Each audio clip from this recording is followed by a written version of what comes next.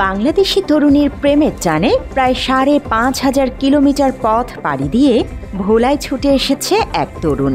সম্প্রতি জেলার সদর উপজেলার শিবপুর ইউনিয়নের ফেরদৌস বেগমের প্রেমের টানে চীন থেকে ছুটে আসে লু চাওং নামের এক যুবক। অষ্টম শ্রেণীতে পড়ুয়া বাংলাদেশি তরুণী ফেরদৌস জানায়, প্রায় ১ বছর আগে অনলাইন ভিত্তিক একটি অ্যাপের মাধ্যমে পরিচয় হয় তাদের। শুরু হয় নিয়মিত যোগাযোগ। প্রথমে বন্ধুত্ব, পরে ধীরে ধীরে গড়ে ওঠে প্রেমের সম্পর্ক।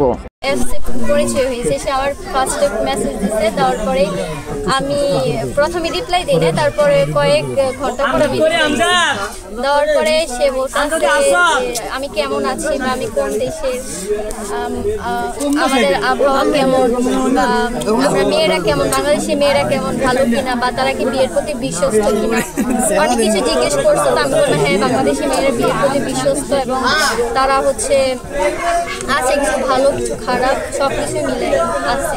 মাত্র ৩০% টাকায় জমির মালিক হয়ে নতুন বাংলাদেশের গড়ে তোলার স্বপ্ন দেখা বাংলা বসতি।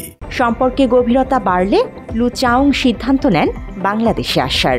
চলতি মাসের ১৫ তারিখ তিনি ঢাকার হযরত শাহজালাল আন্তর্জাতিক বিমানবন্দরে পৌঁছালে ফেরদৌস নিজে ও তার মা মরিয়ম উপস্থিত থেকে তাকে রিসিভ করে ভোলায় নিয়ে আসেন।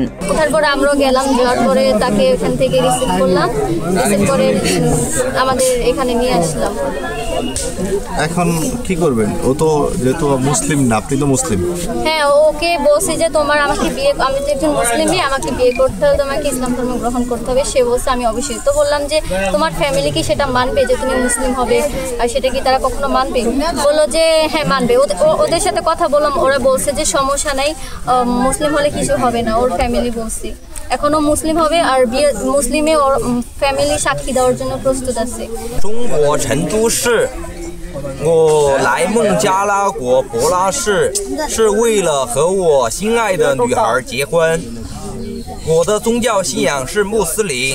দুজনের ভাষা ভিন্ন হওয়ায় যোগাযোগে কিছুটা অসুবিধা সহ ছোটখাটো ভুল বোঝাবুঝির সৃষ্টি হলেও বিষয়টি তারা মোবাইলের গুগল ট্রান্সলেট ব্যবহার করে সামলে নিচ্ছেন। এছাড়াও সঠিক আইনি প্রক্রিয়া শেষে শীঘ্রই তাদের বিবাহ অনুষ্ঠান সম্পন্ন হবে বলে আশা করছেন স্থানীয়রা। প্রেমের সম্পর্কটি বিগত ১ বছর যাবৎ চলতে থাকে। এক পর্যায়ে এই চায়নার এই ছেলেটি এই মেয়েকে বিয়ের প্রস্তাব দেয়। প্রস্তাব দেওয়ার পরে এই মেয়েটি প্রথমে রাজি না হলেও পরবর্তীতে একটা সময় সে রাজি হয়। পরবর্তীতে এই মেয়ে চায়নার এই ছেলেটিকে দেশে আসার জন্য বলে এবং এই ছেলে তার ফ্যামিলির সাথে কথা বলে সে আমাদের এই ভোলাতে আসে। ইতিমধ্যে তাদের বিয়ের বিষয়ে আইনগত প্রক্রিয়া নিশ্চিত করতে স্থানীয় আইনজীবীদের সঙ্গে আলোচনা করছে বলে জানান ফেরদৌসের স্বজনরা। আমরা ওকে বিয়ে দিব মুসলিম গ্রহণ করে। Desk report, Bangla addition.